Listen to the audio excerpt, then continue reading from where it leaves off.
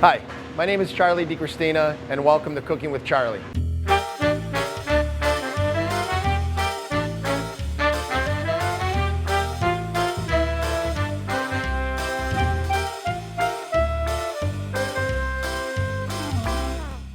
Okay, so today we're starting with greens and beans for the first recipe. I use a medium hot sausage. I generally use the link, and I actually like to freeze the link ahead of time because it's much easier to work with. We get maybe like quarter-sized pieces of the sausage.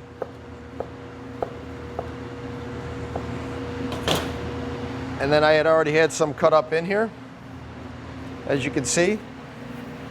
Okay, and it's about a couple pounds of sausage. Always gonna start with a good olive oil. Okay, probably about a cup to start. And we're gonna get our sausage in.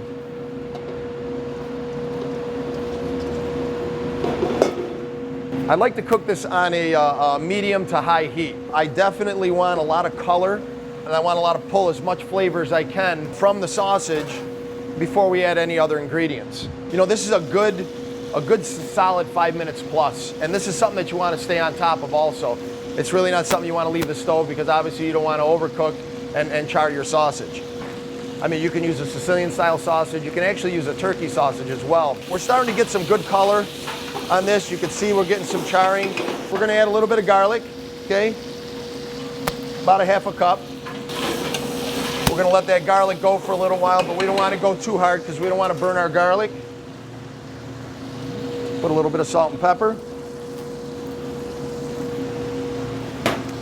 And a little bit of fresh ground pepper. This is Utica ground. I do not suggest getting the ones with the flakes in it. A little white wine. Pull all that nice flavor.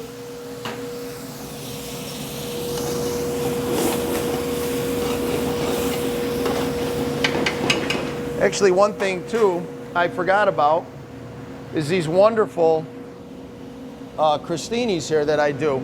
I slice this up from like, you know, really any bread you can use. I like more of a rustic style. You can see it's a little airy. The texture is wonderful with this. I brush a little basil oil, as you can see on here, and a little fresh grated Romano. We're gonna pop these in the oven right now and let them crisp up.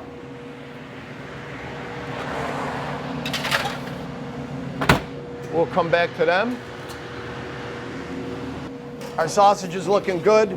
We extracted so much wonderful flavor out of it already, which is very, very important, because if you do these steps too early, you lose so much flavor. This is really the base of what you're gonna create. I'm gonna put in a number 10 can of a cannelli bean. Okay. We're gonna take and mix them around.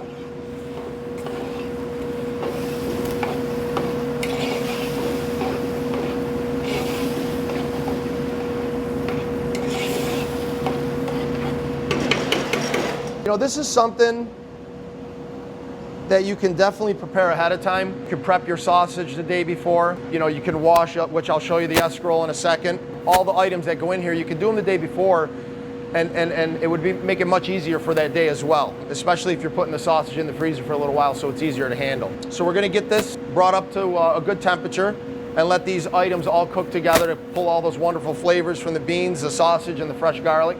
Then we're gonna add a few other items. So here we go on our next step, probably one of the most important items as well, the greens, okay? We got, you know, great action here. We could see all these flavors starting to just come out. Actually, the texture of the sauce is starting to change a little bit. Our escarole, okay? You gotta make sure that you double bay it, just so there's no sand or any particles in there, which obviously will make a difference as you're eating it, because you'll taste that little grit. So we're gonna put these in.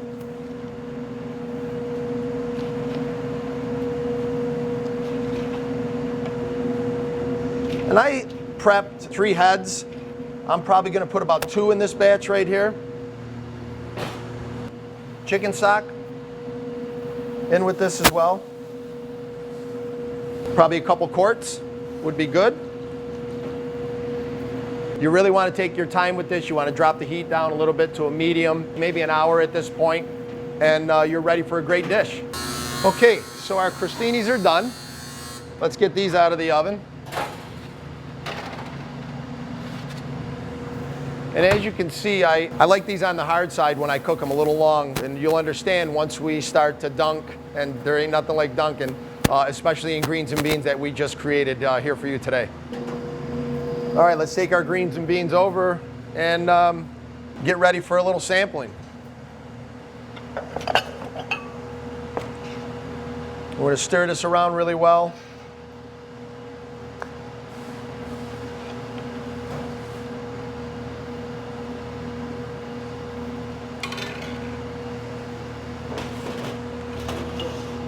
A little fresh grated Romano over the top.